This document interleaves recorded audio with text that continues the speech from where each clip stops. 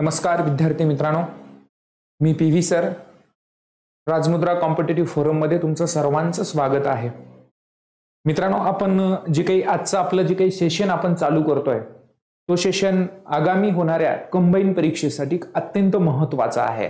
खास 5 जानेवारी आणि 2 फेब्रुवारी ह्या 2 तारखा आपण लक्षात घेऊन जी काही गट क ची एक्झाम असेल किंवा गट ब ची एक्झाम असेल या दोन्हीसाठी आपण ही 15 लेक्चरी जी काही घड्याळी 15 तासाची जी काही बॅच आहे, रिव्हिजन बॅच, आपण आज या लेक्चर पासून लॉन्च करत आहोत. या बॅचचं वैशिष्ट्य असं असेल मित्रांनो, जी काही कंबाईनचा जो काही सिलेबस आहे, जे काही गट ब असेल किंवा गट क चा सिलेबस असेल, तो सर्व सिलेबस रिव्हिजन टाइप मध्ये मी कव्हर करून देणार आहे. त्यामध्ये परीक्षेमध्ये जी काही मागच्या 2 वर्षापासून जे काही बदलता पॅटर्न आहे, परीक्षेमध्ये आपण पाहतोय की एमपीएससी आयोग या पुढील मागील जे काही 2 वर्ष झाले त्या 2 वर्षामध्ये बहुतांशी पेपरमध्ये त्यांनी बदल केलेला आहे. त्या बदलानुसार आपल्याला रिव्हिजन करायची आहे. योग्य त्या ठिकाणी ट्रिक्स असेल, पेपर पॅटर्न कसा असेल, पेपर कसा सोडवायला पाहिजे, प्रश्नांचं स्वरूप काय असेल, या सर्व बाबी आपण या रिव्हिजन बॅच मध्ये करणार आहोत. ही जी काही बॅच आहे, ही बॅच मी तुम्हाला सांगेल तुमच्यासाठी अत्यंत महत्त्वाची ठरेल. मी तर असं सांगेल की ही जर बॅच तुम्ही 15 तासाचा जर तुम्ही हा सेशन पूर्ण केलात तर मला असं वाटतं की तुम्हाला जिओग्राफीमध्ये मार्क जाईल असं मला वाटत नाहीये. कारण की हे सेशन कोण करणार आहे मित्रांनो? नवीन विद्यार्थी तर कोण करणार नाहीये, कारण की तुमचा ऑलरेडी जिओग्राफी एक वेळेस तुम्ही वाचलेला आहे, 1-2 वेळेस तुम्ही वाचन झालेलं आहे. फक्त तुम्हाला रिव्हिजनची गरज आहे. आणि हा जो काही विषय आहे आपल्याला माहिती आहे की हा विषय आपल्याला मार्क देऊ शकतो. फक्त या विषयाचं एक महत्त्वाचं पॉइंट तुम्हाला सांगेल मी की या विषयाच्या कंटेंट पर्यंत आपण पोहोचलं पाहिजे. या विषयाचे जे काही टॉपिक आहेत, या विषयाचे जे काही पॉइंट आहेत, त्या पॉइंट पर्यंत आपण पोहोचलं पाहिजे. आज आपण पाहतो काही विद्यार्थ्यांना टेस्ट सिरीज मध्ये कमी मार्क मिळत असतील किंवा इतर रिव्हिजनला टाइम कमी असेल, या सर्व बाबी असतील. ह्या सर्व बाबी आपल्यासाठी आज वेळ आहे म्हणून मी हे बोलतोय. आज पहिलं लेक्चर आहे म्हणून मी तुम्हाला बोलतोय. या जे सेशन मध्ये मी एकदम बेसिक पासून घेणार आहे. बेसिक म्हणजे मी माझ्या माहितीनुसार मी तुम्हाला सांगतो, मी तुम्हाला जास्तीत जास्त प्रत्येक कंटेंट, प्रत्येक पॉइंटला टच करण्याचा मी प्रयत्न करेल. प्रत्येक पॉइंट तुमच्यापर्यंत पोहोचवण्याचा मी प्रयत्न करेल मित्रांनो. जे जिओग्राफीमध्ये तुम्ही वाचलं नाहीये ते सुद्धा मी तुम्हाला तिथपर्यंत पोहोचवण्याचं हे करेल मित्रांनो. तुम्हाला मी सांगतोय यामध्ये आपल्याला काय बघायचं आहे. ही जी बॅच आहे जे तुम्ही पाहत असे आहात, हे पहिले लेक्चर आहे. ही बॅच आपण फक्त आणि फक्त 199 रुपयाला विद्यार्थ्यांना देतोय, कारण की तिथपर्यंत मला पोहोचायचं आहे. विद्यार्थ्यांपर्यंत हे कंटेंट गेलं पाहिजे की हे पवार मास्तर, पी.व्ही. मास्तर नेमकं कोण आहे हे गेलं पाहिजे. याच्यासाठी मी हे फक्त 199 रुपयामध्ये ही फीस ठेवलेली आहे मित्रांनो. खास तुमच्यासाठी सांगतोय. आणि यामध्ये तुम्हाला मी सांगतो हे जे काही सेशन आहे, हे सेशन मी नेमकं कसं चालू करणार आहे तुम्हाला मी सांगतो. हे सेशन मी थोडीशी आपला जो काही भूगोल आहे, ह्या भूगोलला बेसिक खूप कन्सेप्ट महत्वाची आहे, बेस महत्वाचा आहे. जिओग्राफी म्हटलं की हिस्ट्री मधला पॉइंट येतो, जिओग्राफी म्हटलं तर पॉलिटी मधलं पॉइंट येतं, जिओग्राफी म्हटलं एग्रीकल्चर मधले पॉइंट जायला लागतात, जिओग्राफी म्हटलं सायन्स मध्ये जो काही याच्यामधला पार्ट आहे, आपल्या जिओग्राफी मधला कृषी जो आहे तो सायन्स मध्ये आपल्याला पाहायला मिळू शकतो. असे जे काही अनेक विषय आहेत, इकॉनॉमिक्स मध्ये आपले खनिज वगैरे पाहायला भेटतात. म्हणजे हे सगळ्या विषयाचं मी तुम्हाला सांगेल की या सगळ्या विषयामध्ये कुठे ना कुठे तुम्हाला फायदा होणार आहे. यामध्ये काही शंका नाही, काही डाऊट्स नाहीये मित्रांनो. मी तुम्हाला सांगेल की आपल्याला सुरुवात कुठून करायची आहे. काही तुम्हाला असं वाटत असेल 1 मे 1960 आहे, 1 मे 1960 पासून महाराष्ट्र आहे का? 1 मे 1960च्या अगोदर आपल्याला बघावं लागेल. विशेष संदर्भासह आपल्याला महाराष्ट्र बघायचं आहे. विशेष संदर्भासह सांगतोय, कारण की भारतावरती एखादा क्वेश्चन असणार आहे, 1 किंवा 2 खूप झाले असणार आहेत भारतावरती क्वेश्चन. तुम्ही मागच्या राज्यसेवेचा पेपर पाहिलं, तुम्ही मागचं पेपर सेट करण्याचा तुम्ही टेंडन्सी पाहिली, मेंटॅलिटी पाहिली, तुम्ही पेपर सेट कसा केलेला आहे, पाठीमागचा राज्यसेवेचा पेपर कसा आहे, त्याच्या धर्तीवर आपल्याला अभ्यास करावा लागेल. मी तुम्हाला नेहमी सांगत असतो, इतिहासातून धडा घ्यायचा, भविष्याचा वेध घ्यायचा आणि वर्तमानात जगायचं. म्हणजे पेपरचा पॅटर्न आपल्याला समजायला पाहिजे, पेपर कसा होता ते कळायला पाहिजे. मग आपल्याला काही अडचण, अशक्य काहीच वाटणार नाहीये मित्रांनो. तुम्हाला मी सांगतो आता याच्यामध्ये तुम्हाला सांगतो, जर तुम्हाला हे कोर्स घ्यायचा असेल, अजून वेळ आहे. हे कोर्स जर तुम्ही आज युट्यूबवर हा माझा लेक्चर पाहत असाल तर तर तुम्ही agri and geography by PV sir नावाचं जे काही प्ले स्टोअर आहे त्या प्ले स्टोअर मधून तुम्ही हे जे काही नावाचं ऍप आहे agri and geography by PV sir हे ऍप डाउनलोड करा. इथं बघा लोगो आहे. जर तुम्हाला हे सापडत नसेल तर हा व्हिडिओ जे आहे या व्हिडिओच्या डिस्क्रिप्शन बॉक्समध्ये मी तुम्हाला काय करेल की डायरेक्ट तुम्हाला ह्याची लिंक देईल, ह्या ऍपची लिंक देईल, तिथून पण तुम्ही डाउनलोड करू शकता. ओके, लक्षात आलं. आपल्या या युट्यूब चॅनलवरती किंवा या ऍप मध्ये प्रत्येक बॅचेस चालेल, जिओग्राफी असेल, ऍग्रिकल्चर असेल किंवा इतर सगळ्या बॅचेस चालतील यामध्ये. बघा आता आपण सुरुवात करूया आपल्या महत्वाच्या मुद्द्यावरती, कारण की हा जो काही पहिलं लेक्चर आहे या पहिल्या लेक्चरवरतीच मला बोलायचं आहे. कारण की मी प्रत्येक लेक्चरमध्ये तुम्हाला बोलत बसणार नाही हे करा माझं ते करा म्हणून. हे पहिलं सेशन आहे आणि पहिलं आपण सेशनची सुरुवात करतोय म्हणून तुम्हाला ह्या गोष्टी मी बोलतोय. मित्रांनो थोडंसं स्क्रीनवरती थोडासा मी अंधारात दिसत असेल, काही अडचण नाहीये, कारण की आपलं स्टुडिओचं काम चालू आहे मित्रांनो. अजूनही आपलं स्टुडिओचं काम पूर्ण झालेलं नाही म्हणून लाइटिंग वगैरे थोड्या राहिल्यामुळे माझ्या चेहऱ्यावरती वगैरे कुठून अंधार होत असेल काही हरकत नाही, मी नाही दिसलो तरी चालेल. स्क्रीन मात्र तुम्हाला मी सांगतो एकदम नंबर 1 दिसेल, यामध्ये काही शंका नाही, काही डाऊट्स नाहीये. चला मग आज आपण आपल्या जे काही सेशनला सुरुवात करूया. टार्गेट असेल आपला जिओग्राफी मध्ये जास्तीत जास्त म्हणजे आउट ऑफ मार्क मिळवण्याचं आपलं टार्गेट असेल. जास्तीत जास्त मुद्द्यांपर्यंत, जास्तीत जास्त पॉइंट पर्यंत, जास्तीत जास्त ट्रिक्स पर्यंत, जास्तीत जास्त कंटेंट पर्यंत पोहोचण्याचा आपला मानस असेल. यामध्ये शंका काहीच नाहीये. आपण सुरू करूया. आपलं सेशन काय आहे ते सुरुवातीला मी सांगेल तुम्हाला 1861 जी 1861 असेल, 1861 ते 1935 चा कालखंड, हा जो काही कालखंड आहे या कालखंडापासून मला सुरुवात करायला आवडेल इथून. कारण की तुम्ही म्हणाल मास्तर एवढं पाठीमागे जायची काय गरज आहे, कारण की याच्यामध्ये मला वाटते की कुठेतरी इथं प्रश्न येऊ शकतो मित्रांनो. कारण की हा जो काही कालखंड आहे या कालखंडाला आपण मुंबई इलाखा म्हणतो. काय म्हणतो? मुंबई इलाखा म्हणतो. मुंबई इलाखा आहे, बरोबर आहे का? मुंबई इलाखा आहे. आता मुंबई इलाखा पाहिल्यानंतर हा जो काही 1935 चा कायदा आहे, हा कायदा आहे मित्रांनो, तुम्ही वाचला असेल, तुम्ही पाहिलं असेल, अभ्यास करता म्हटल्यानंतर तुम्हाला माहिती आहे हा भारतीय कायदा आहे. आणि या कायद्याने 1935 च्या कायद्याने हा मुंबई जो इलाका होता या इलाख्याचं रूपांतर हा मुंबई प्रांतामध्ये झालं. मुंबई प्रांतामध्ये झालं. आता या कायद्याने तुम्हाला सांगतो महाराष्ट्रामध्ये, म्हणजेच महाराष्ट्र म्हणण्यापेक्षा मुंबई प्रांतामध्ये म्हणेल, या मुंबई प्रांतामध्ये 1937 साली मुंबई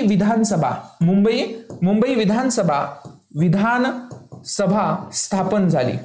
आता विधानसभा स्थापन झाली. आता बघा यामध्ये तुम्हाला सांगायचं म्हणजे मुंबई विधानसभा 1937 ला स्थापन होते.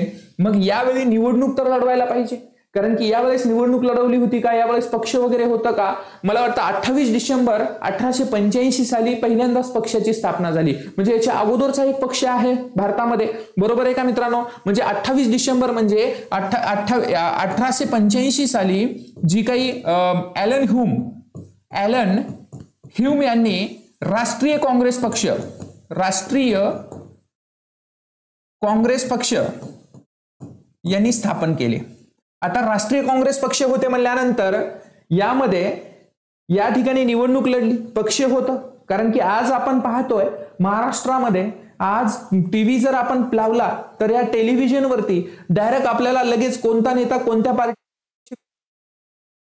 नेता नाराज आहे, यांनी याला मंत्रीपद दिलं नाही, सगळीकडे तेच आहे मित्रांनो. परंतु त्यावेळेस पक्ष होता का? एकच पक्ष होता. हे बीजेपी नव्हतं किंवा शिवसेना नव्हतं किंवा इतर जे काही पक्ष आहेत राष्ट्रवादी वगैरे, हे पक्ष त्यावेळेस अजिबात नव्हते मित्रांनो. त्यावेळेस काँग्रेस पक्ष होता. निवडणूक लढवली. निवडणूक लढवल्यानंतर इथं मला एकच वाक्य सांगायचं आहे, मुंबई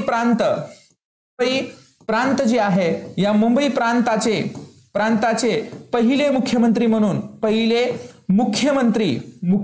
म्हणून मी सांगेल बीजी खैर.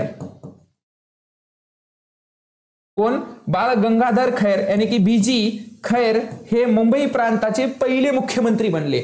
बाळ गंगाधर खैर म्हणा किंवा बीजी खैर म्हणा, हे मुंबई प्रांताचे पहिले मुख्यमंत्री बनले. परंतु त्या कालखंडामध्ये मित्रांनो तुम्हाला एक गोष्ट मला सांगावीशी वाटते, ही जी काही मुंबई आहे ही मुंबई आजपासून नाहीये. बॉम्बे मुंबई वगैरे हे फार पूर्वीपासूनचा इतिहास आपण ऐकत आलोय. कारण की मुंबई हे आपण 7 बेटांचं शहर म्हणून ऐकत आलोय. आता यामध्ये तुम्हाला सांगायचं म्हणजे मी थोडक्यात तुम्हाला या आपल्या मुंबई बद्दल सांगेल. आपलं मुंबई म्हणजे आपल्या महाराष्ट्राचंच नव्हे तर आपल्या भारताचं हृदय आहे. आता मुंबईला आपण सरळ सरळ आपण म्हणायला लागतो इथं 7 बेटांचे शहर आहे. काय आहे? 7 बेटांचे शहर म्हणून आपण याला ओळखतो. आता याच्यामध्ये जेरॉल्ड नावाचा इंजिनियर आहे. जेरॉल्ड अंजियर हा अभियंता होता. या ब्रिटिशांच्या कालखंडामध्ये ही मुंबई एकत्र करण्याचं काम या जेरॉल्ड अंजियर यांनी केलं, म्हणून यांना आपण काही वेळा मुंबईचे जनक सुद्धा म्हटलं जातं. आता मुंबई निर्माण यांनी कशी केली आहे? मुंबई यांनी खरंच निर्माण केलेली आहे का? मुंबई निर्माण कशी केली आहे? तर या ठिकाणी तुम्हाला मला सांगावंसं वाटतं मित्रांनो, मुंबई हे 7 बेटांचं शहर आहे. आता आपण पाहतो की आपण जगाच्या बाबतीमध्ये जर विचार केला तर आपण पाहतो की वेस्ट इंडिज हे एक देश आहे. वेस्ट इंडिज एक देश आहे असं काही लोकांना, म्हणजे तुम्हाला मी सांगतो 80-90% लोकांना असं वाटायला लागतं की वेस्ट इंडिज देश आहे. मित्रांनो, वेस्ट इंडिज देश नाहीये. तुमच्या माहितीसाठी सांगतो, खालीलपैकी कोणता देश आहे असा जर प्रश्न पडला किंवा देश नाही तर वेस्ट इंडिज हे देश नाहीये. वेस्ट इंडिज हे बेटांचा समूह आहे. एक लक्षात ठेवायचं, काय आहे? बेटांचा समूह आहे. तशी मुंबई हे आपलं जे काही 7 बेट आहेत त्या 7 बेटांचं एकत्रीकरण केलं आणि ते करण्याचं काम जेरॉल्ड अंजियर यांनी केलं. ही जी काही 7 बेट आहेत, हे 7 बेट मी तुमच्या समोर मांडतोय. या ठिकाणी पहिलं जे काही बेट आहे, हे पहिलं बेट म्हणजे या ठिकाणी मी तुम्हाला सांगेल, जाणून बुजून सांगेल, हे जे काही आहे हे माहीम नावाचं बेट आहे. दुसरं जे आहे वरळी नावाचं आहे. तिसरं जे आहे परळ आहे. चौथं जे आहे माझगाव आहे. 5वं मुंबई आहे. 6वं कुलाबा आहे आणि 7वं जे आहे छोटा कुलाबा आहे. म्हणजे त्या छोटा कुलाबा जो काही बेट आहे याला म्हातारीचे बेट म्हणतात. आणि हे IMP करा, तुम्ही जर लेक्चर बघत असेल तर हे महाराष्ट्रातल्या कुठल्याच पुस्तकामध्ये, तुम्ही जिओग्राफीच्या पुस्तकामध्ये हे तुम्हाला वाचायला भेटणार नाही. एवढं मात्र नक्की आहे की इथं परीक्षेमध्ये जर प्रश्न पडला तर तुमचा जाऊ शकतो. इथं IMP करून चला. पुढे चला. आता या ठिकाणी मुंबई हे 7 बेटांचं शहर थोडक्यात सांगतो बघा. आता या ठिकाणी 7 बेट आहेत, तर इथं आपण असं म्हणू शकत नाही का 7 टेकड्यांचे शहर? असं का होऊ शकत नाही? आपण याला रोमला 7 टेकड्यांचे शहर म्हणतो. जवळ तुम्हाला सांगत असताना इथं असं बी येऊ शकतं जुळे शहर कोणते आहे? आता एक आहे हैदराबाद. कोणता आहे? हैदराबाद आहे. जुळे शहर कोणतं आहे? हैदराबाद आहे. आणि हैदराबाद नंतर कोणतं आहे? सिकंदराबाद हे जुळी शहर आपण म्हणायला लागतो. जुळी शहर आहे. त्याबरोबर आपण दुसरा असा एक शब्द वापरतो नियोजित शहर कोणते आहेत? नियोजित. आता पहिलं भारतातलं हे चंदीगड जे काही आहे, चंदीगड हे नियोजित शहर आहे मित्रांनो, चंदीगड. आणि दुसरं म्हणजे अमरावती आंध्र प्रदेशची राजधानी. हे अमरावती हे नियोजित शहर आहे. आपल्या महाराष्ट्रातल्या अमरावती बद्दल नाही बोलत, हे नियोजित शहर आहे. आता यामध्ये हे जुळे शहर हे नियोजित शहर आहे. किंवा आपण या ठिकाणी तुम्ही प्रचलित असलेलं गुलाबी शहर याच्याबद्दल बोलतोय मी. गुलाबी शहर म्हटलं की आपण गुलाबी शहर म्हणजे पिंक सिटी. आपण जयपूरला पिंक सिटी किंवा गुलाबी शहर असं म्हणायला लागतो. पिंक सिटी किंवा गुलाबी शहर असं आपण म्हणायला लागतो मित्रांनो. हे मुंबईचा इतिहास आहे. यामध्ये तुम्हाला इथपर्यंत मी तुम्हाला ज्या पद्धतीनं सांगितलंय, इथून पुढे मला थोडंसं पुढे जावं लागेल आणि थोडंसं पुढे गेल्यानंतर तुम्हाला सांगावं लागेल की 1942 पर्यंत मी आलोय. 1942 ला भारतात 2 प्रकारची एकके उदयास आली. एका बाजूला ब्रिटिश प्रांत असेल आणि दुसऱ्या बाजूला संस्थाने असतील. एका बाजूला ब्रिटिश प्रांत असेल, दुसऱ्या बाजूला संस्थाने असतील 1942 ला. आता या ठिकाणी ब्रिटिश प्रांत काय आहे? ब्रिटिश प्रांत आहे. आणि या ठिकाणी काय आहेत? ही संस्थाने आहेत.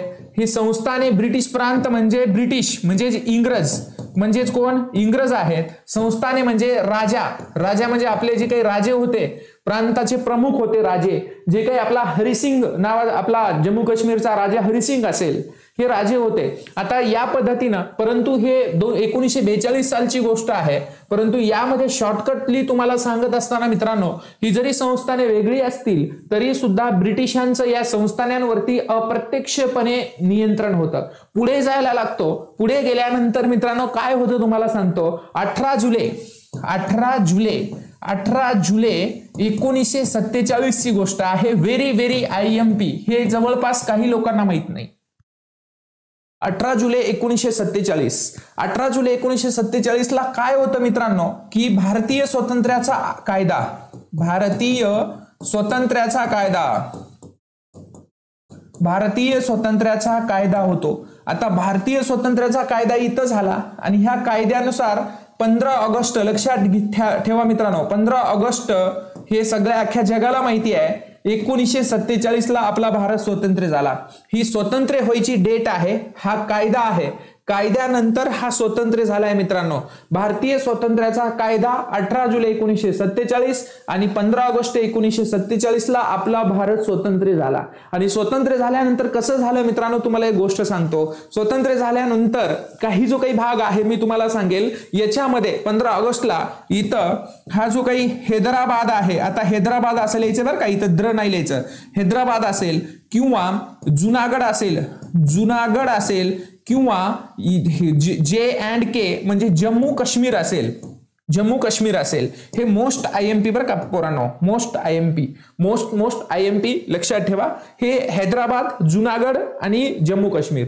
जुनागड आज गुजरात मधलं ठिकाण आहे, हैदराबाद हे तेलंगणामध्ये आहे आणि जम्मू काश्मीर हा जो काही आहे, आता नवीन 370 कलम हटवलं गेलं आणि 370 कलमानुसार ह्या विशेष राज्याचा दर्जा होता. त्यानंतर आता 2 केंद्रशासित प्रदेश याच्यापासून तयार केलेले आहेत. म्हणून आज आपण भारतामध्ये पाहतो 28 घटक राज्य आणि 8 केंद्रशासित प्रदेशांची संख्या आपल्याला दिसते. यामध्ये हैदराबाद जी आहे ही तुम्हाला सांगतो, सरळ सांगतो, 17 सप्टेंबर 1948 ची गोष्ट आहे. 17 सप्टेंबर 1948, 17 सप्टेंबर 1948 ला ही गोष्ट लक्षात ठेवा. जुनागड फेब्रुवारी 1948 आणि 26 ऑक्टोबर 1947 हे 3 तारखा मोस्ट इम्पॉर्टंट आहे मित्रांनो. इथला राजा हरिसिंग होता. राजा हरिसिंगनं 26 ऑक्टोबर 1947 ला शरणागती स्वीकारली. जम्मू काश्मीर भारतात विलीन झालं. जुनागडचा राजांनी फेब्रुवारी 1948 ला शरणागती स्वीकारली, यांनी भारतात विलीन केलं. मात्र हैदराबाद भारतामध्ये विलीन व्हायला तयार नव्हता. म्हणून तुम्हाला एक गोष्ट सांगावीशी मला वाटते, यामध्ये 17 सप्टेंबर यापर्यंत हे स्वतःहून झाले नाही, तर हे करावं लागलं.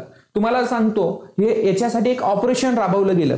एक ऑपरेशन कंबाईनला इथं क्वेश्चन नेहमी विचारलेला आहे, कंबाईनला इथं प्रश्न आलेला आहे. याच्यासाठी जो काही ऑपरेशन आहे, ऑपरेशन पोलो याला म्हणतात किंवा यालाच पोलीस कार्यवाही, पोलीस ऍक्शन असं म्हटलं जातं.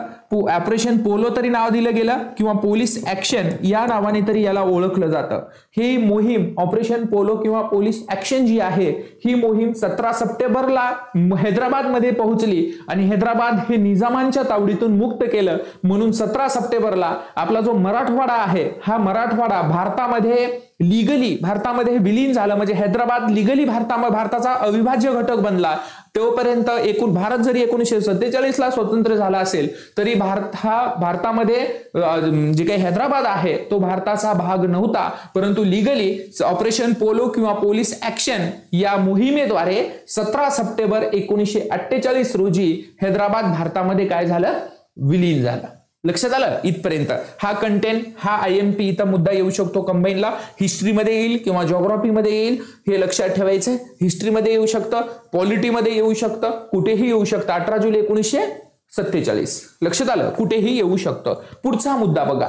पुढे मी जायला लागतो. भारत स्वतंत्र झाला मित्रांनो, आणि स्वतंत्र झाल्यानंतर तुम्हाला सांगतो, ही जी काही स्वातंत्र्यपूर्वी आपण पाहायला लागतो की मुंबई प्रांत आहे. मुंबई प्रांत आपण पाहिला 5 भाग होते. याचे कोणते 5 भाग होते? सौराष्ट्र असेल, यामध्ये मला वाटतं कोकण असेल किंवा मध्य महाराष्ट्र असेल, बेलगाव असेल आणि अहमदाबाद असेल. मुंबई प्रांतामध्ये हे भाग होते. म्हणजे हे इतिहासमध्ये तुम्हाला येऊ शकतं, हे काही घेणं देणं नाहीये. परंतु मी तुम्हाला त्याच्यानंतर एक गोष्ट तुम्हाला मी सांगतो. काय झालं पुढे, की भारत स्वतंत्र झाला आणि स्वतंत्र झाल्यानंतर भारतामध्ये वेगवेगळ्या समित्या स्थापन झाल्या बरं का. तुम्हाला माहितीसाठी सांगतो, JVP समिती असेल किंवा दार आयोग असेल. दार आयोग तुम्हाला माहिती आहे, काँग्रेस पक्ष हे स्थापन झालं. म्हणजे सर्व राज्य हे भाषिक आधारावर निर्माण करायचे होते म्हणून ह्या सगळ्या कन्सेप्ट होत्या. परंतु दार आयोग नेमला गेला. दार आयोग तुम्हाला माहित असेल, दार आयोगाने अहवाल दिला जून 1948. दार आयोग हे तुम्हाला माहित असेल, जून 1948 पॉलिटीमध्ये वाचला असेल तुम्ही. हा आहे दार आयोग. किंवा काही वेळा तुम्ही काही इंग्रजी वगैरे पुस्तक वाचत असाल तर दार आयोग सुद्धा तुम्ही वाचला असेल बरं का मित्रांनो. याच्यामध्ये तुम्ही सांगू शकता 10 डिसेंबर 1948, 10 डिसेंबर 1948 ला याने अंतिम अहवाल दिला. ह्याला सांगितलं होतं, त्याच्याबद्दल मी जास्त बोलत बसत नाही. ह्यांनी काय सांगितलं, त्यांनी काय सांगितलं, काय केलं, काय नाही केलं. ओके, एक तुम्हाला सांगतो. आणि ह्याच्यावर नाराज होऊन एक समिती नेमली होती, तुम्हाला सांगतो, JVP समिती. JVP समिती नेमली, काँग्रेस पक्षाची होती. J for Jawaharlal Nehru, J for Jawaharlal Nehru, V भाई वल्लभभाई पटेल आणि पट्टभी सीतारामैया. हे 3 व्यक्तींच्या समिती, त्यांच्या सदस्यत्वाची ही समिती आहे. ह्या समितीनं अहवाल दिला, ह्याच्यावर नाराज होते, याच्यावर सगळ्या गोष्टी झाल्या. याच्यावर मी काही जास्त बोलत बसत नाही, याच्यावर खूप बोलण्यासारखं आहे, पण आपली रिव्हिजन बॅच असल्यामुळे याच्यावरती जास्त मी बोलत नाहीये.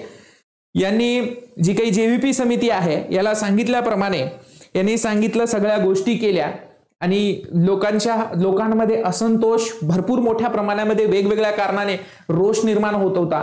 परंतु यामध्ये भाषिक आधारावर जी काही निर्माण होणारी जी काही ह्यांनी करून टाकलं होतं अगोदर, जी काही दार आयोग आहे यांनी करून टाकलं. भाषिक आधारावर हे निर्माण होणारं पहिलं राज्य जे आहे हे आंध्र प्रदेश असावं म्हणून करून टाकलं, पण ह्यांनी ह्याला मान्य नव्हतं. परंतु याच्यामध्ये तुम्हाला सांगतो, यांनी रद्द केल्यानंतर याच्यामध्ये खूप काही बदल हे झालेला आहे. पोटी श्रीरामलू नावाची एक व्यक्ती होती आंध्र प्रदेश मधली, म्हणजे भाषिक आधारावर निर्माण होणारं जे पहिले राज्य आहे त्याच्यामधले एक अग्रेसर एक व्यक्ती होती, जे आंदोलन करणारे. पोटी श्रीरामलू यांनी उपोषण केले, आंदोलन केले आणि त्यांच्या प्रयत्नाला यश आलं मित्रांनो. शेवटी हे द्विभाषिक म्हणजे तुम्हाला सांगतो, हे द्विभाषिक मुंबई राज्य निर्माण होण्याच्या अगोदर सांगतो, लक्षात ठेवा.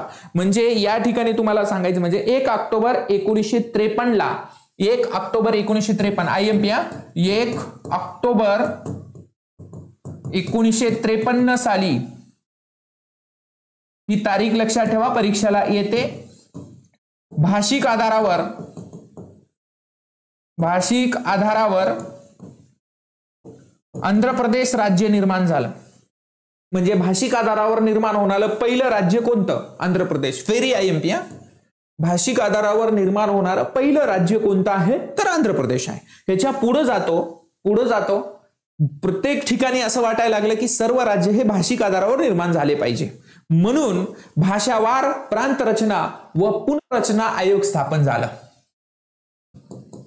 प्रश्न पडतो, आलेला आहे कंबाईनला, भाषावार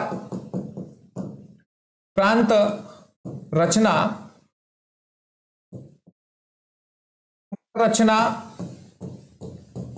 आयोग. नीट लक्ष द्या.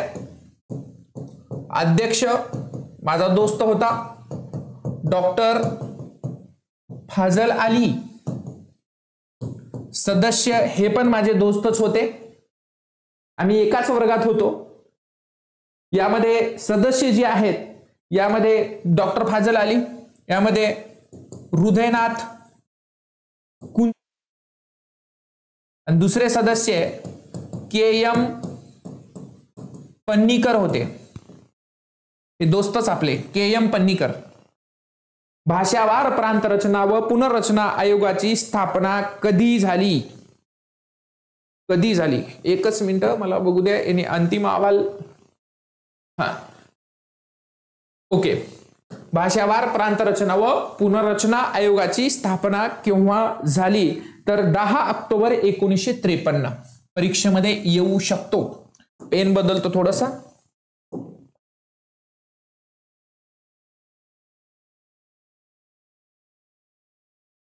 10 ऑक्टोबर 1953 ला हा आयोग नेमला गेला. मोस्ट IMP पोरांनो येऊ शकतंय. हा आयोग नेमला गेला. या आयोगाला अध्यक्ष कोण आहेत असा प्रश्न आला एक वेळेस. या आयोगाला पाक आयोग सुद्धा म्हणतात. काय म्हणतात? पाक आयोग सुद्धा म्हटलं गेलं. पाक म्हणजे पी म्हणजे याच्यामधलं हे पी म्हणजे पन्नीकर, ये म्हणजे याच्यातलं अली आणि के म्हणजे याच्यातलं कुंजरू, म्हणून या आयोगाला पाक आयोग सुद्धा म्हणतात. लक्षात ठेवा. आता हा आयोग पुढे गेला. भाषिक आधारावर निर्माण होणारं पहिलं राज्य आंध्र प्रदेश ठरलं. त्याच्यानंतर यांनी अंतिम अहवाल दिला आणि अंतिम अहवालानुसार नीट लक्षात ठेवा यांचा जो काही अंतिम अहवाल आहे 30 डिसेंबर 1955 ला दिला. याने या आयोगाने जो अहवाल आहे 30 डिसेंबर 1955 ला अहवाल दिला आणि त्या अहवालानुसार 1 नोव्हेंबर 1956 रोजी 1 नोव्हेंबर 1956 रोजी मोस्ट IMP लक्ष द्या, द्विभाषिक मुंबई राज्य निर्माण झाले. द्विभाषिक मुंबई राज्य निर्माण झाले. द्विभाषिक मराठी भाषेचा महाराष्ट्र आणि इथं गुजराती भाषेचा गुजरात राज्य, हे 2 भाषेचं राज्य स्थापन झालं मुंबई राज्य. या मुंबई जी काही मुंबई राज्य आहे, द्विभाषिक मुंबई राज्य आहे, या द्विभाषिक मुंबई राज्याचे मुख्यमंत्री म्हणून यशवंतराव चव्हाण साहेबांची निवड झाली. यांचा जो काही समाधी स्थळ आहे, समाधी स्थळ कृष्णा प्लस कोयना, ज्या ठिकाणी संगम होतं ते ठिकाण म्हणजे कराड, या ठिकाणी यांची समाधी आहे. यांच्या जी काही संगम आहे यांच्या समाधीच्या जवळ होतं. याला आपण प्रीती संगम म्हणतात. प्रीती संगम या ठिकाणी या महान जे काही महाराष्ट्राचे पहिले मुख्यमंत्री, द्विभाषिक मुंबई राज्याचे पहिले मुख्यमंत्री यांची समाधी आहे. यांचं एक भाषणाचं पुस्तक आहे, लक्षात असू द्या, सह्याद्रीचे वारे. पुढे जायला लागतो आणि पुढे गेल्यानंतर एक गोष्ट मी तुम्हाला सांगेल, जाणून बुजून सांगेल. पुढे गेल्यानंतर आपण 1956 पासून पुढे जातो. 1 मे 1956च्या पुढे आपण 1 मे 1960 पर्यंत आपण जाऊया. 1 मे 1960 पर्यंत आपण जाऊया आणि 60 पर्यंत गेल्यानंतर एक गोष्ट लक्षात ठेवायची, महाराष्ट्र राज्य इथं निर्माण झाला आणि दुसरं गुजरात राज्य निर्माण झालं. हे 2 गोष्टी बघा. म्हणून 1 मे हा जो काही दिवस आहे, 1 मे दिवस आपल्याला माहिती आहे, 1 मे दिवस महाराष्ट्र दिन आहे, गुजरात दिन आहे आणि याच बरोबर जागतिक कामगार दिन सुद्धा आहे. 1 मे हा दिवस महाराष्ट्र दिन. इथे MPSC ने एक वेळेस प्रश्न विचारला, मग खालीलपैकी महाराष्ट्र राज्याबरोबर कोणतं राज्य आपलं राज्य दिन साजरा करतो? तर या ठिकाणी तुम्हाला माहिती पाहिजे, हा महाराष्ट्र राज्य आहे, हा गुजरात राज्य. महाराष्ट्र राज्याचे पहिले मुख्यमंत्री म्हणून इथं यशवंतराव चव्हाण साहेबांची निवड झाली, तर गुजरात राज्याचे मुख्यमंत्री म्हणून मेहता यांची निवड झाली. कोणाची निवड झाली? मेहता यांची निवड झाली. आणि हा झाला आपला इथं माझा जो काही आपण या अँगल नुसार आपण जे काही महाराष्ट्र घेतो याच्यामध्ये आपल्याला कमीत कमी 1-2 क्वेश्चन तरी भेटले असतील. माझा एक अंदाज आहे तुम्हाला 1-2 क्वेश्चन या पद्धतीने नवीन तुम्हाला पाहायला भेटले असतील, यामध्ये काही शंका नाही. आता 1 मे 1960 पासून आपण पुढे पाहायला लागतो. काय आहे आता यामध्ये भावांनो, ताईंनो इकडे बघा. 1 मे ची गोष्ट आहे. 1 मे आपण ढोबळमानाने छाती ठोकून आपण सांगतो की बाबा हा जो 1 मे आहे, 1 मे 1960चा जो काही कालखंड आहे याच्या अगोदर आपण पाहतो महाराष्ट्रामध्ये खूप काही बदल झालेला आहे. भारतामध्ये खूप काही बदल झालेला होता. परंतु 1 मे 1960 ला खूप काही गोष्टी झाल्या का? महाराष्ट्रामध्ये अनेक समस्या होत्या. त्यापैकी एक समस्या म्हणजे अन्नधान्याची होती. अन्नधान्याची बिलकुल समस्या होती. कारण तुम्हाला सांगतो 1 मे 1960च्या अगोदर 1956 साली 1956च्या जवळपास PL 480 नावाचा करार झाला. PL 480 या कराराला आपण पब्लिक लॉ म्हणतो मित्रांनो. पब्लिक लॉ 480 अमेरिकेसोबत करार झाला आणि या कराराद्वारे आपण अन्नधान्याची आयात केली. परंतु एवढंच नाही मित्रांनो, बघा भारतामध्ये किती भयानक इथं संकट आली. इथं महाराष्ट्रामध्ये फक्त त्यावेळेस 26 जिल्हे होती. याच्याबद्दल मी बोलेल, तुम्हाला सविस्तर बोलणार आहे. 26 जिल्हे, 4 प्रशासकीय विभाग होती. 4 प्रशासकीय विभाग आहेत, 26 जिल्हे आहेत. परंतु हे 26 जिल्हे 1980 पर्यंत जशाच तशीच होती. परंतु यामध्ये काय होतं, इथं हा जो काही गॅप आहे हा मोस्ट इम्पॉर्टंट आहे. हा एखादा घटक तुम्हाला येऊ शकतो. हा गॅप याच्यामध्ये मला तुम्हाला सांगावंसं असं वाटतं मित्रांनो. या गॅप मध्ये सगळ्यात महत्वाचा मुद्दा मी तुम्हाला सांगेल की PL 480 नावाचा करार झाला, पण भारतामध्ये जी काही अन्नधान्य होतं, अन्नधान्याची जी काही समस्या होती ही खूप भयानक होती. खूप भयानक म्हणजे खूप भयानक होती. तुम्हाला सांगतो 1962 असेल, 1962 असेल किंवा 1965 असेल किंवा 1971 असेल किंवा 1999 असेल.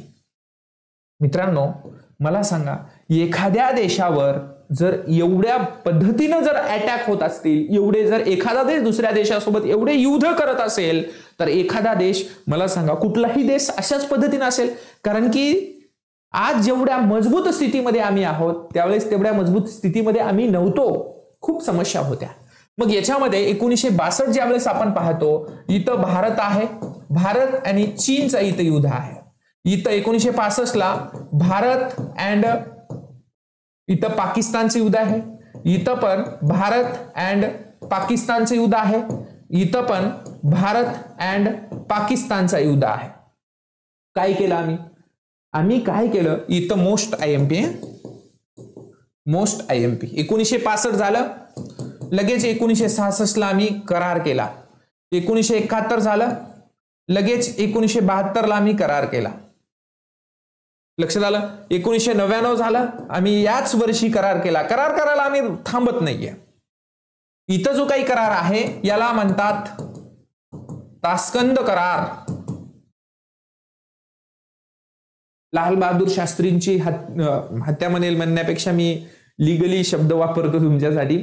या ठिकाणी ताशखंद, या ठिकाणी त्यांचं निधन झालेलं आहे, लाल बहादूर शास्त्री यांचं. हा करारावर स्वाक्षरी केली, तिथंच त्यांचं ताशकंद, कझाकिस्तानच्या पलीकडे आज महत्वाचं शहर आहे ताशकंद, तुम्हाला माहित असावं. त्यामध्ये हे ताशकंद करार झालं भारत आणि पाकिस्तानमध्ये. भारताच्या वतीनं याच्यावरती इथं लाल बहादूर शास्त्री, कोण होते, लाल बहादूर शास्त्री, आणि यांचे कोण होते तर आयुब खान होते. यांचे आयुब खान, या दोघांमध्ये इथं सिग्नेचर झाले. ताशकंद करारावर सह्या कुणी केल्या तर यांनी केल्या. 1972 ज्या वेळेस आपण पाहतो इथं शिमला करार झाला. इथं शिमला करार, काय भयानक परिस्थिती आहे मित्रांनो. बघा ना तुम्ही, तुम्हाला एक गोष्ट सांगावीशी वाटते. हे शिमला करार, इथं जुल्फिकार अली भुत्तो आणि इथं आमच्या इंदिरा गांधी यांच्यामध्ये इथं करार झाला. या कराराने असं ठरलं, भारत आणि पाकिस्तान यांच्यामध्ये मैत्रीपूर्ण वातावरण होईल. म्हणून आम्ही काय केलं, आम्ही भ्रमात राहून यांच्यावरती विश्वास ठेवला आणि विश्वास ठेवून आम्ही 1976 साली एक रेल्वे गाडी सुरू केली. याचं नाव आहे समझोता एक्सप्रेस.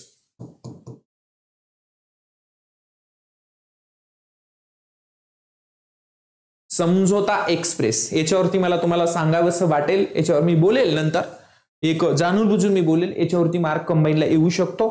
मी याच्यावर जातो थोड्या वेळात, इथंच एका पॉइंट नंतर जातो. आणि इथं भारत आणि पाकिस्तान मध्ये इथं कारगिल, इथं काय होतं, कारगिल घोषणापत्र.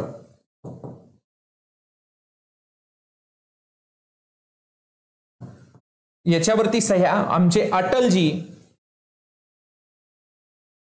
अटल बिहारी वाजपेयी आणि यांचे परवेज मुशर्रफ यांच्या मार्फत सही होते. कारगिल घोषणापत्रावरती अटल बिहारी वाजपेयी आणि पाकिस्तानच्या वतीनं परवेज मुशर्रफ हे आले होते, यांची सही झाली. या मात्र शिमला करारावर जुल्फिकार अली भुट्टो आणि आमच्या इंदिराजी यांची सही झाली. त्यानंतर ताशकंद करारावर लाल बहादूर शास्त्रीजी आणि आयुब खान यांची सही झाली. तुम्हाला एक गोष्ट लक्षात ठेवायचं आहे, भारत आणि पाकिस्तान याच्या दरम्यान एक गोष्ट इथं बघा, IMP रे पोरा हो, IMP चला, IMP कंबाईन फोकस 1 2 3 आणि 4, 1 2 3 आणि 4 इतर देशासोबतच्या जे काही संबंध आहे ते निश्चित करूया. या ठिकाणी बघा, समझोता एक्सप्रेस ही धावली, त्याचबरोबर मैत्री एक्सप्रेस रेल्वे गाडी आहे धावली. त्यानंतर बंधन एक्सप्रेस ही पण धावली. त्यानंतर मिताली एक्सप्रेस ही पण धावली आहे. ह्या 4 रेल्वे गाड्या हे शेजारच्या देशासोबत धावले गेले, कारण की हे तणावाचं वातावरण आहे. तुमच्या माहितीसाठी सांगतो, यंदा होणाऱ्या IPL मध्ये हिंदूंवरचा जो काही अत्याचार आहे, हिंदूवर झालेला जो काही हिंसाचार आहे, त्याचेच कुठेतरी पडसाद मला दिसत आहेत यामध्ये. मित्रांनो, तुम्हाला एक गोष्ट सांगतो, म्हणून यामध्ये IPL मध्ये या बांगलादेशी खेळाडूंना स्थान देण्यात आलेलं नाही, म्हणून जाणून बुजून सांगतो. इथं लक्षात ठेवा, समझोता जरी पाकिस्तान आणि भारताची मधून धावणारी रेल्वे असेल, तर ह्या तिन्ही रेल्वे गाड्या भारत आणि बांगलादेश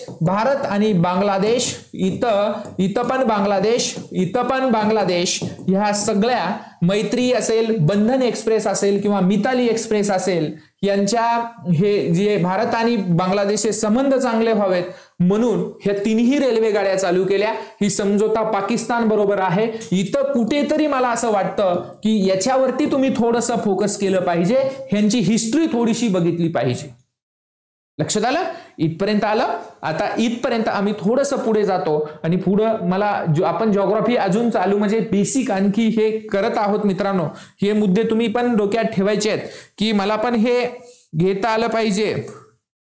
ओके, हे मला पण घेता आलं पाहिजे, हे तुम्हाला पण कळलं पाहिजे की नेमकं काय आहे आणि कसं आहे ते. करेक्ट आहे? एकच मिनिट यार, कोणाचा फोन येऊन गेला. चलो, मुद्दा बघा काय सांगतो, पुढे जातो. हे झालं, युद्ध झाले, समझोता केला, सगळा आम्ही तिथंच आहोत. 1965 ची गोष्ट आहे. 1965 हरित क्रांती, ग्रीन रिव्हॉल्युशन. जाणून बुजून घेतोय. जग, भारत आणि आपला महाराष्ट्र राज्य. ग्रीन रिव्हॉल्युशन, हरित क्रांती. 1963 वसंत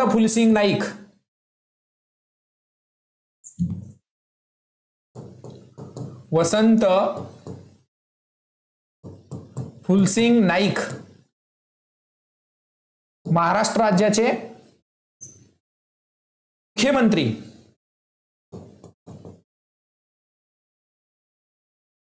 आणि 2 वर्षात हरित क्रांती.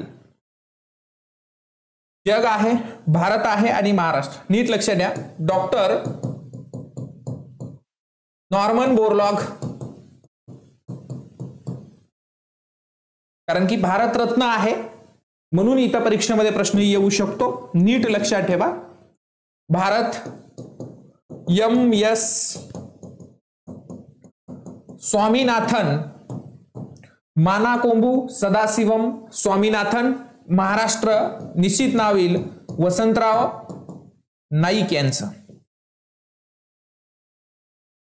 हरित क्रांती, ग्रीन रिव्हॉल्युशन, फायदे पण आहेत, तोटे पण आहेत. इकॉनॉमिक्स मध्ये येईल, जिओग्राफी मध्ये येईल. इकॉनॉमिक्स मध्ये पण येईल आणि जिओग्राफी मध्ये पण येईल. नीट लक्ष द्यायचंय. आता बघा, हा जो काही पार्ट आहे, हा पार्ट बघा, इथं आहे तांदूळ, इथं आहे गहू, इथं आहे ज्वारी, नॉट ज्वारी, संकरित ज्वारी. हा शब्द महत्वाचा आहे. संकरित, हायब्रिड ज्वारी, संकरित ज्वारी, गहू. याची वाण आहे जया. याचा आहे कल्याण सोना अँड सोनालिका, हिचा आहे CSH5. महानायक वसंत तू, हा जो वसंतराव नाईकांच्या बायोग्राफीवरती आधारित जो काही चित्रपट आहे, त्या चित्रपटामध्ये या ज्वारीचं बऱ्याच ठिकाणी वर्णन करताना आपल्याला दिसतंय. मित्रांनो, तुमच्या माहितीसाठी सांगतो. आता यामध्ये जी काही हे हरित क्रांती झाली, ग्रीन रिव्हॉल्युशन आपण म्हणायला लागतो 1965 ला. 1966 पासून आपण पुढे जातो. 66 असेल, 66 मध्ये तर राज्यांची निर्मिती झालेली आहे. तुम्हाला सांगायची आवश्यकता आहे, कारण की तुम्हाला माहित आहे नेमकं 66 मध्ये काय झालेलं आहे, नेमकं हे बरोबर माहिती आहे तुम्हाला काय झालं होतं 1966 ला.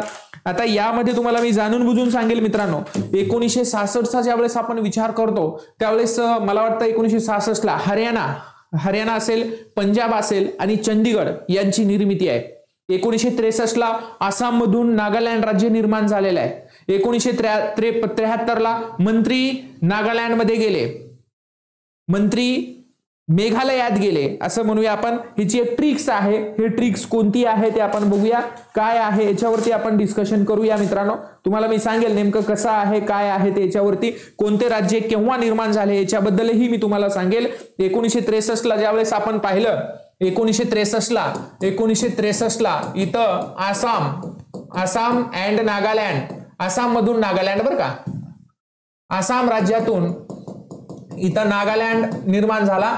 इथं बघा 65 ला आलो, 1965 ला हरित क्रांती केली 1966 ला, कारण की मला हा गॅप भरून काढायचा आहे बरं का. हा जो नवीन 10 जिल्हे आहेत ना मित्रांनो, 1981 ला रत्नागिरी मधून सिंधुदुर्ग, औरंगाबाद मधून जालना, 82 ला उस्मानाबाद मधून लातूर, चंद्रपूर मधून गडचिरोली, 1990 ला मुंबई शहर मधून मुंबई उपनगर, 98 ला अकोल्यामधून वाशिम, धुळेमधून नंदुरबार, 99 ला परभणीमधून हिंगोली, भंडारामधून गोंदिया आणि 2014 ला ठाणेमधून पालघर. हे जे काही जिल्हे आहेत ना, हे निर्माण करण्याच्या अगोदर भारतामध्ये काय झालं याच्यावर एक क्वेश्चन येते, एक क्वेश्चन इथं असतो, म्हणून मी ह्या गोष्टी घेतोय. 1966 ला आपण पाहिलं पंजाब असेल, पंजाब मधून आपण पंजाब, हरियाणा अँड चंदीगड या तीन, हे एक राज्य आहे, हे पण राज्य आहे, मात्र हे चंदीगड केंद्रशासित प्रदेश आहे.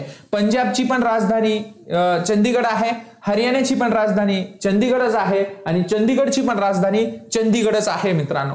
1966 आपण थोडंसं पुढे जायला लागतो. 1968 ला मी तुम्हाला सांगेल काय झालं होतं. 66 ला बीबीआने कायदा, 68 ला वगैरे झालं, 69 ला मी पुढे जाईल. 70-71 मोस्ट इम्पॉर्टंट तुम्हाला इथं परीक्षेमध्ये येतं, म्हणून मी तुम्हाला 19 महत्वाचं सांगेल. दोन गोष्टी इथं मला सांगायच्या आहेत. 1970-71 याला म्हणतो दुधाचा महापूर, ह्या दोनच गोष्टी मला सांगायच्यात. दुधाचा महापूर हा एक महत्वाचा मुद्दा राहील आणि माझ्यासाठी 1972चं हे रोजगार हमी योजना, हे दोन मुद्दे माझ्यासाठी महत्वाचे राहतील. लक्षात आलं. आता यामधला पहिला मुद्दा जो आहे मी क्लिअर तुम्हाला सांगून देतो. दुधाचा महापूर यालाच म्हणतात ऑपरेशन फ्लड, यालाच म्हणतात धवल क्रांती, यालाच धवल क्रांती म्हणतात. याचे जनक कोण आहेत? जनक आहेत डॉक्टर वर्गीस कुरियन. कोण आहेत? डॉक्टर वर्गीस कुरियन. यांचा जन्मदिवस आहे 26 नोव्हेंबर. हा जो आहे याला भारतीय दूध दिन म्हणतात आणि जे काही 1 जून आहे, 1 जूनला जागतिक दूध दिन साजरा केला जातो. 1 जून जागतिक दूध दिन, 26 नोव्हेंबर भारतीय दूध दिन. NDDB माहित असेल,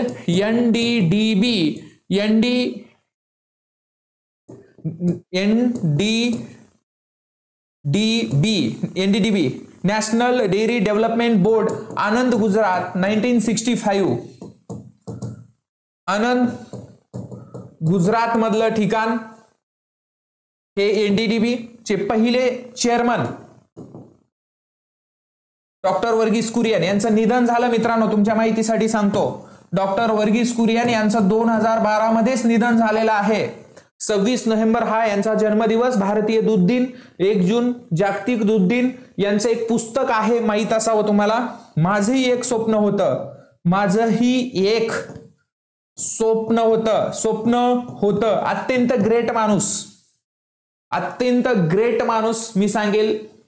या व्यक्तीनं भारताला आज दूध उत्पादनामध्ये जगात 1 नंबर जे आहोत फक्त या एका व्यक्तीमुळे आहे. म्हणून मी या व्यक्तीला मिल्कमॅन म्हणतो. काय म्हणतो? मिल्कमॅन. मिल्कमॅन म्हणून कोणाला ओळखलं जातं तर डॉक्टर वर्गीस कुरियन यांना ओळखलं जातं. हे मिल्कमॅन आहेत आणि खरोखरच मिल्कमॅन आहेत. खरंच देशाचे खरे सच्चे नागरिक आहेत. खरंच देशाचा एक मजबूत कणा होता असं म्हणायला हरकत नाहीये. आणि ही जी व्यक्ती आहे यांनी 2012 मध्ये यांचं निधन झालं. ऑपरेशन फ्लड, धवल क्रांती घडवलं. यांच्याबद्दल एक वाक्य सांगेल मी. यांची आलेला क्वेश्चन होता, यांनी आयुष्यात एक थेंबही दूध पिले नाहीत. मित्रांनो तुमच्या माहितीसाठी सांगतो. म्हणजे तुम्हाला सांगेल की परंतु अख्ख्या जगामध्ये दूध उत्पादनामध्ये आज आपण 1 नंबर आहोत. अमेरिका 2 नंबर आहे. पशुधनात आपण 1 नंबर आहोत. ब्राझील 2 नंबर आहे. परंतु पशुधनात महाराष्ट्राचा 7वा क्रमांक लागतो, हेही विसरू नका. जेवढं क्षेत्रफळाने जेवढं आपण पाहतो महाराष्ट्राला लागलेली भारताचं जे काही क्षेत्रफळाने आपण क्रमांक पाहूया त्याच पद्धतीनं पशुधनात महाराष्ट्राचा सुद्धा तेवढाच क्रमांक लागतो. म्हणजे कितवा? 7वा क्रमांक लागतो. हेही मुद्दा तुम्ही लक्षात ठेवायचं आहे. इथपर्यंत करेक्ट, इथपर्यंत झालं. आता हे डॉक्टर वर्गीस कुरियन बद्दल मी बोललो, बस एवढंच. याच्यावर बोलण्यासारखं खूप आहे पण मी एवढंच रिव्हिजन मध्ये एवढंच बोलणार. रोजगार हमी योजना. रोजगार हमी योजना म्हणजेच काय मित्रांनो? बघा, लक्ष द्या. रोजगार हमी योजना काय आहे?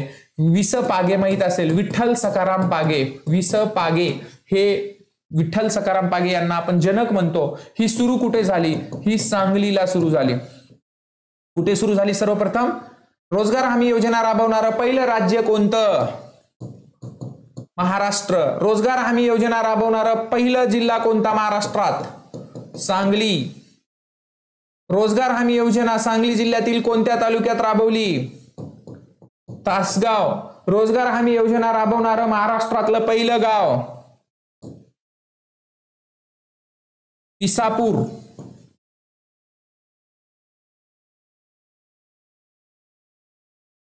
विसपागे. आबा आर पाटील यांची आठवण तुम्हाला आली असेल.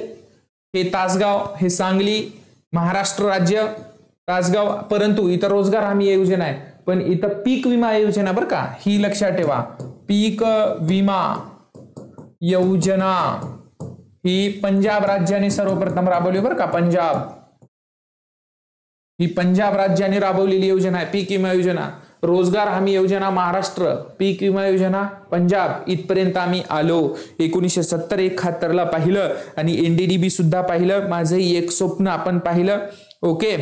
2000 मला वाटतं 2021-22 डॉक्टर वर्गीस कुरियन यांचा आपण जन्मशताब्दी वर्ष म्हणून साजरा केलाय आणि ही रोजगार हमी योजनेचा मुद्दा तुम्ही लक्षात ठेवला पाहिजे. त्यानंतर 1972चा जो काही मुद्दा आहे, 1972चा जो काही मुद्दा आहे, हे आहे मंत्री मेघालयात गेले. मंत्री मेघालयात गेले यामधला हा मुद्दा तुम्हाला कंटेंट जे आहे हा महत्वाचा मुद्दा तुम्हाला डोक्यात ठेवायचा आहे मित्रांनो. आता बघा, एक 1972 आपण पाहायला लागतो. याच्या अगोदर आपण 1966 मध्ये पाहिलं. त्याच्या अगोदर आपण 1963 मध्ये पाहिलं. नेमकं नवीन भारतामध्ये जी काही राज्यांची निर्मिती झालेली आहे ती राज्यांची निर्मिती आपण पाहिलेली होती. परंतु यामध्ये 1972 मध्ये मंत्री मेघालयात गेले म्हणजे म्हणजे इथं मिझोराम आहे, इथं म्हणजे इथं त्रिपुरा आहे आणि इथं मेघालय म्हणजे मेघालय राज्य आहे. म्हणजे अशा पद्धतीनं जी काही ट्रिक्स आहे या ट्रिक्स नुसार तुम्हाला डोक्यात ठेवावं लागतं. हे जे मुद्दे आहेत हे मुद्दे कंबाईन मध्ये येऊ शकतं. या पद्धतीनं तुम्हाला ही डोक्यात ठेवावं लागेल. हे लक्षात आलं. 1972 मंत्री मेघालयात गेले. मिझोराम असेल, त्रिपुरा असेल आणि मेघालय असेल 1972 मध्ये. हे असं डोक्यात ठेवायचं. म्हणजे सर्व याच्याबरोबर मी सर्व राज्य सुद्धा तुम्हाला पाठ करून देऊ शकतो. 1975 मध्ये सिक्कीम, मला वाटतं सिक्कीम आहे, सिक्कीम राज्याची निर्मिती झालेली आहे. या पद्धतीनं आपण फक्त राज्य निर्माण करून घेऊया. पुढचा जो काही भाग आहे, पुढचा भाग तुम्ही पाहणारच आहे, त्याच्यामध्ये काही शंका नाहीये. 1987 मध्ये पण राज्यांची निर्मिती झालेली आहे. मिझोराम आणि अरुणाचल प्रदेश. 1987 इथं मिझोराम अँड अरुणाचल प्रदेश, मिझोराम आणि अरुणाचल प्रदेशाची निर्मिती 1987 मिझोराम आणि अरुणाचल प्रदेश यामध्ये यांची निर्मिती झाली आपण असं म्हणू शकतो. ओके, 87 मध्ये. त्याचबरोबर या 87 मध्ये इथं मला वाटतं हे प्रश्न कंबाईनला येतं बरं का. 25वे राज्य कोणते? इथं गोवा. हाही मुद्दा तुम्ही डोक्यात ठेवा. इथं याच्यावरती मी जिल्ह्यांची निर्मिती करणार आहोत, राज्यांची पण निर्मिती करावी लागेल आपल्याला. यामध्ये तुम्हाला सांगायचं म्हणजे 2000 सालची गोष्ट आहे. 2000 साली तुम्ही बी होतात आणि मी बी होतो मित्रांनो. 2000 साली म्हणजे इसवी सन 2000 मध्ये इथं छत्तीसगड, उत्तरांचल आणि झारखंड, छत्तीसगड, उत्तरांचल आणि झारखंड 1, 2 आणि 3 या 3 राज्यांची निर्मिती झाली. मी जवळपास राज्य इथं कव्हर करून घेतलेत मित्रांनो. हेही मुद्दे तुम्ही डोक्यात ठेवायचे, हेही मुद्दे तुम्ही डोक्यात ठेवायचे आहेत. परंतु यामध्ये आपण हा जो काही बेसिक आहे हे बेसिक आपण या एक जो काही सेशन आहे यामध्ये मी तुम्हाला पाहिलेलं आहे. आता यामध्ये जी काही पुढचा जो काही सेशन आहे, पुढचा जो काही पार्ट आहे आपण पाहूया. याच्यामध्ये तुम्ही बदल वगैरे झालेले पहा बरं का. हे 2006 मध्ये उत्तरांचलचं उत्तराखंड झालं. खूप काही सांगण्यासारखं आहे मित्रांनो. मी शॉर्टकट तुमच्यापर्यंत पोहोचण्याचा प्रयत्न करतोय. 1 मे 1960लाच आहोत आपण अजून समजायचं. महाराष्ट्राच्या बाबतीमध्ये आपल्याला सर्वप्रथम भारताचं स्थान पाहावं लागेल. भारताचं स्थान आणि भारताचं विस्तार पाहावं लागेल. या सर्व गोष्टी आपल्याला पाहून घ्यावं लागेल. भारत नेमकं कोठे आहे आणि भारतामधून आपल्याला महाराष्ट्र बाजूला काढून घ्यावा लागेल थोडक्यात. ओके, इथपर्यंत आपण बघूया मित्रांनो. आणि हे बघून आपण पुढच्या सेशनमध्ये महाराष्ट्राचं स्थान, विस्तार, अक्षांश विस्तार, रेखांश विस्तार जी काही आहे त्याच्याबद्दल आपण थोडक्यात बघूया. एक भारत टच करूया आणि या महाराष्ट्राच्या जिओग्राफीमध्येच आपण डायरेक्टली भारताला टच करत जाऊया. म्हणजे भारताचा जे काही महत्वाचा भाग आहे तो आपल्याला समजेल. आणि आपल्याला जरी भारतावर याने जरी एखादा प्रश्न टाकला तरी या टच केल्यामुळं जे काही महाराष्ट्र आणि भारताची तुलना करून तुमच्या समोर मी मांडल्यामुळं तुमच्या डायरेक्ट डोक्यात बसेल आणि तुम्हाला जो काही प्रश्न आहे तो प्रश्न तुमचा चुकणार नाही. यामध्ये काही शंका नाही, काही डाऊट्स नाहीये मित्रांनो. बरोबर आहे. आपण या ठिकाणी थांबूया. हा सेशन तुम्हाला कळाला असेल, काही अडचण असेल तर बिलकुल मला सांगा तुम्ही. आणि आपलं जे काही हा पहिलं लेक्चर मी सगळ्यांसाठी मोफत म्हणून टाकतोय. युट्यूब आपलं जे आहे त्याला सबस्क्राईब करा, लाईक करा, शेअर करा, कमेंट्स करा. ओके मित्रांनो, आपण या ठिकाणी थांबूया. ओके, जय हिंद, जय महाराष्ट्र. Okay, thank you.